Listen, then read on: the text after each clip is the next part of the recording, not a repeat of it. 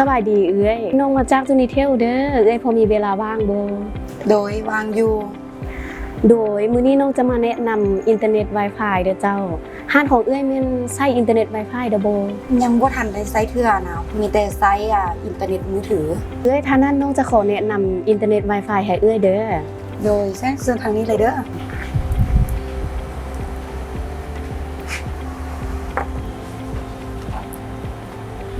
น้องขอถามในครอบครัวของเอ้ยมีจักคนที่ใช้เน็ตมือถือครอบครัวของเอ้ยใช้อินเทอร์เน็ตทั้งหมด4คนโดยส่วนหลายเฮือนเอ้ยแม่นใช้เบอร์คล้ายๆใดตั้งเน็ตเป็นรายอาทิตย์บ่หรือเป็นรายเดือนส่วนหลายเงินเอ้ยใช้จะเป็นเบอร์ละเก้าหมดเลยตั้งแต่ว่าของเอ้ยจะใช้เป็นรายเดือนแล้วของอ้ายเพิ่นจะใช้เป็นเบอร์เป็นอาทิตย์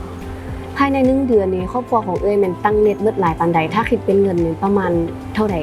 ครอบครัวของเอ้ยแม่นใช้ประมาณ150,000หา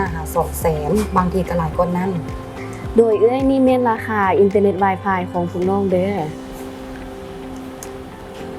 ในครอบครัวของเอ้ยแม่นมี4คนที่นำใช้อินเทอร์เน็ตเนาะเฉลี่ยแม่นตกอยู่เดือน150,000หา200,000กีบต่อเดือนแต่ถ้าเอ้ยหันมาใช้ Wi-Fi แม่นเอ้ยจะได้ราคาเริ่มต้น160,000กีบต่อเดือนความ Wi-Fi ในและต่างประเทศแม่นจะได้อยู่ที่35เมกเอ้ยสามารถลดรายจ่ายได้เดือนนึง40,000กีบต่อเดือนและเอ้ยยังสามารถเซ็นสัญญา3เดือน6เดือนหรือ12เดือนในราคาเพียงแต่120,000กีบต่อเดือนนอกจากนี้ยังจะได้รับข้อสะดวกหลายๆอย่างเมื่อติดตั้ง Wi-Fi และโปรโมชั่นต่างๆ1แม่นเฮาติดตั้งให้ฟรีติดตั้งสำเร็จภายใน1-2 มื้อ2แม่นสามารถลิงก์พร้อมกันหลายๆคน3สามารถเชื่อมต่อกับกล้องวงจรปิดหรือเชื่อมต่อกับสมาร์ททีวี4ถ้าเซ็นสัญญา3เดือน6เดือนและ12เดือน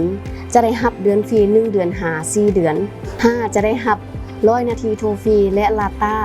2กิกหา5กิก6สามารถเบิ่งโทรภาพลาวทีวีฟรี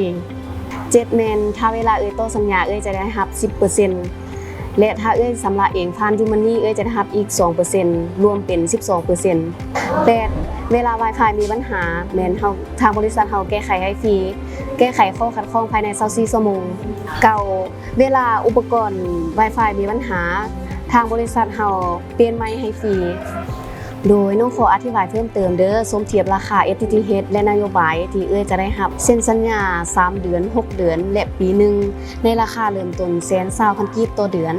และเอ้ยจะได้รับ100นาทีต่อเดือนคิดเป็นเงินแม่น80,000กีบและได้รับลาต้า255กิกคิดเป็นเงินแม่นประมาณ20,000กีบต่อเดือนหมายความว่าเอ้ยจะได้จ่ายแต่20,000กีบต่อเดือนโอ้น่าสนใจอยู่เนาะเอ้ยขอนำไซต์โตราคาเริ่มต้น160,000เฮ็ดสัญญาให้เอ้ย6เดือนเด้อโดยถ้านั้นเอ้ยจะเซ็นสัญญานำน้องเลยเนาะน้องขอยืมบัตรประจำตัวเอ้ยได้มาประกอบใช้ในเอกสาร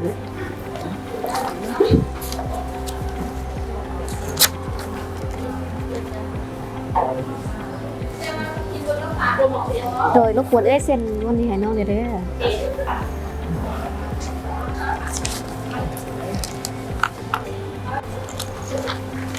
โดยเอกสารของเอ้ยแล้วเด้อ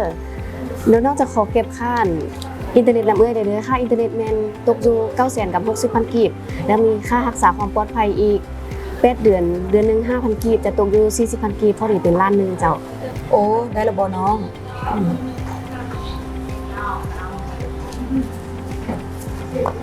ขอบใจเด้อเอ้ย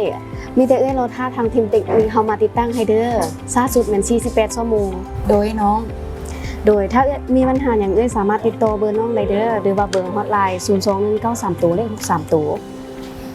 เจ้าขอบใจโดยขอบใจ